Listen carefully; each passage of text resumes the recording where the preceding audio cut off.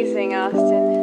Tara atin talakayin nangyayaring kaganapan. Kung may oras makinig ka nang ikay maliwanagan. Kung wala naman di bale, walang problema kaibigan. Ayokong mapilitan ka sa di mo kagustuhan. Kapag sagana bunga, daming gustong lumikod. Pero kapag wala, pansin mo ba kanya-kanyang bukod? Mga tao sa ngayon nalatang sa respeto lunod. Di naman tau-tauan pero pag pera sunod.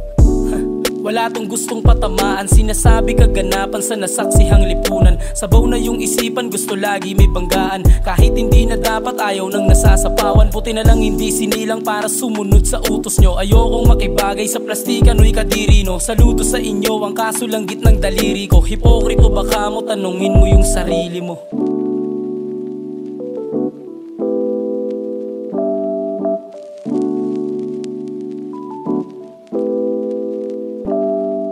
Tingin sa'yo mayabang pag may pinapatunayan. Kasi sa'yo nakita yung gusto niyang katangian. Kahit nakatahimik boy, dama ko yung bulungan. Pag sumingaw yung mga baho nyo, kayo rin may gawa niyan.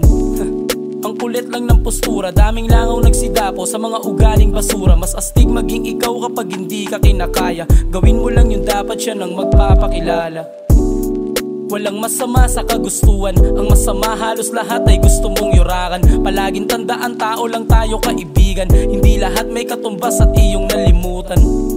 Maging tao sa mga tao, nakadepende yung pagtrato base sa laman ng plato. Pare di yan makatao, pananaw mo ay nagbago sa biyayang napala mo.